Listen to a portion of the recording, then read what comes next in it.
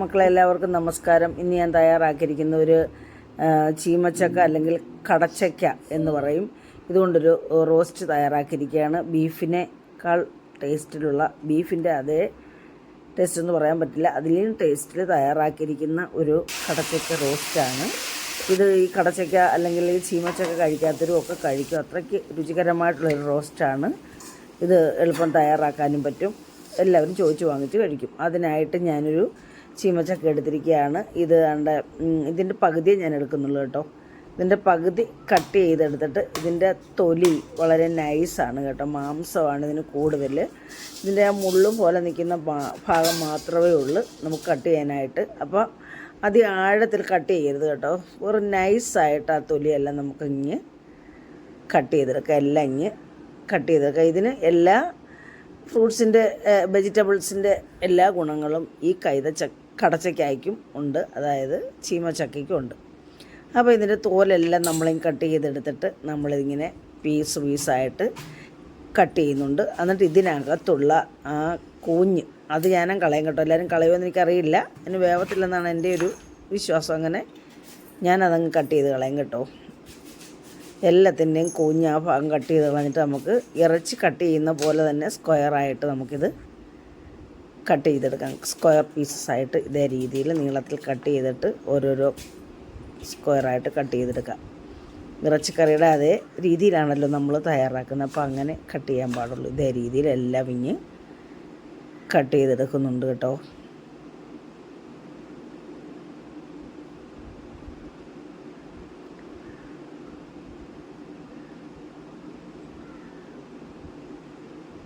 ഇങ്ങനെ എല്ലാം നമ്മൾ കട്ട് ചെയ്തെടുത്തു. ഇതിനി ഒരു വെള്ളത്തിലിടും കേട്ടോ. ഇതിനകത്ത് കറയുണ്ട്. കറ പോകാനായിട്ട് ഒരു 10 മിനിറ്റ് നമ്മൾ വെള്ളത്തിലിട്ടേക്കും കേട്ടോ.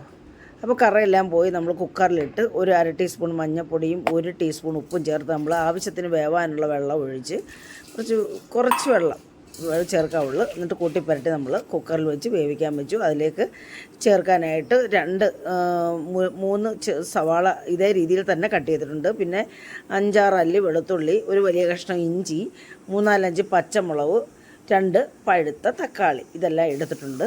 അപ്പോൾ നമ്മൾ പാൻ അടുപ്പിൽ വെച്ചു. 1.5 ടേബിൾ സ്പൂൺ വെളിച്ചെണ്ണ ഒഴിച്ചു കൊടുത്തു. എന്നിട്ട് 1/2 ടീസ്പൂൺ കടുക് പൊട്ടിച്ചു. അതിലേക്ക് ആവശ്യത്തിന് ഒരു പട്ട ഇടുന്നുണ്ട് കേട്ടോ. പട്ടയും ഇട്ടു. ആവശ്യത്തിന് കറിവേപ്പിലയും ചേർത്തു. എന്നിട്ട് ആ ഇഞ്ചിയും വെളുത്തുള്ളിയും ചതച്ചത് നമ്മളങ്ങ് ചേർത്ത് കൊടുക്കുകയാണ്. ചതച്ചാണ് ചേർത്ത് കേട്ടോ. അതിലേക്ക് നമ്മൾ പെരുംജീരകവും 1/2 ടീസ്പൂൺ ചേർത്തായിരുന്നു കേട്ടോ. അപ്പോൾ ഇത് എല്ലാം കൂടെ കൂട്ടിപ്പരട്ടുകയാണ്. കൂട്ടിപ്പരട്ടി അതൊന്ന് മൂത്ത് കഴിയുമ്പോൾ നമ്മളിതിലേക്ക് സവാള ഇട്ട് കൊടുക്കും.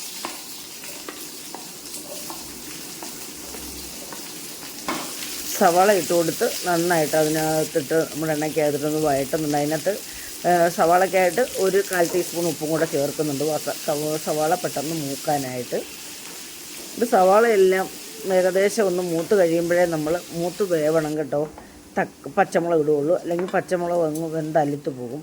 പച്ചമുളക് ഇട്ട് ഒന്ന് മൂത്തതിന് ശേഷം നമ്മളിതിലേക്ക് മഞ്ഞൾപ്പൊടി, 1 ടേബിൾ സ്പൂൺ മല്ലിപ്പൊടി, 2 ടീസ്പൂൺ കണക്കാക്കി മുളക് പൊടി, പിന്നെ ഇതിലേക്ക് 1/2 ടീസ്പൂൺ കുരുമുളക് പൊടി, 1/2 ടീസ്പൂൺ മസാലപ്പൊടി, ചിക്കൻ മസാല അല്ലെങ്കിൽ മീറ്റ് മസാല ഏതായാലും ചേർക്കാം. ഞാനിപ്പോൾ മീറ്റ് മസാലയാണ് ചേർത്തത്.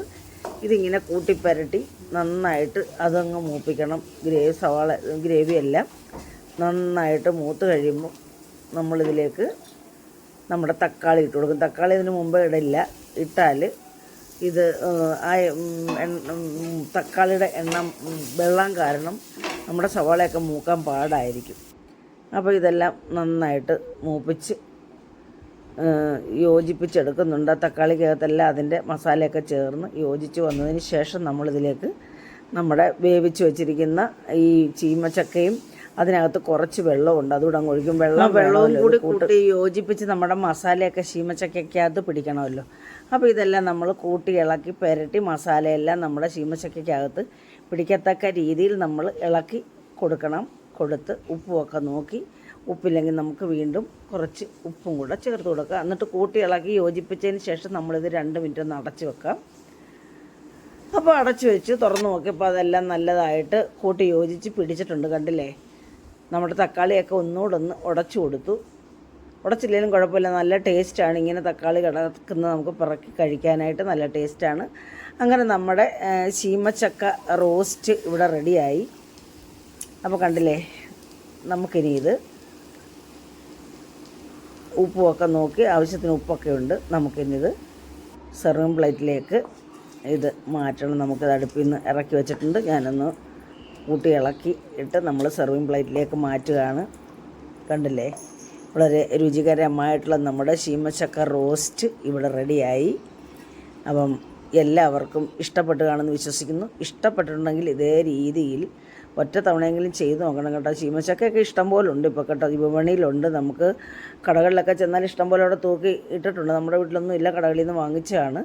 അപ്പോൾ എല്ലാവർക്കും ഇഷ്ടപ്പെട്ടിട്ടുണ്ടെങ്കിൽ പഴയതുപോലെ കമൻറ്റും ലൈക്കും ആദ്യമായിട്ട് കാണുന്ന മക്കൾ സബ്സ്ക്രൈബും ചെയ്ത് പിന്നെ ഹൈപ്പ് എന്ന ഓപ്ഷനും ചെയ്ത് ഓൾ എന്ന ഓപ്ഷനോട് ഒന്ന് ക്ലിക്ക് ചെയ്തെങ്കിലേ ഞാനിടുന്ന വീഡിയോയുടെ നോട്ടിഫിക്കേഷൻ കിട്ടുകയുള്ളൂ മക്കളെ. അടുത്ത ഒരു നല്ല വീഡിയോ ആയിട്ട് വരുന്നവരെയും എല്ലാവർക്കും നന്ദി, നമസ്കാരം.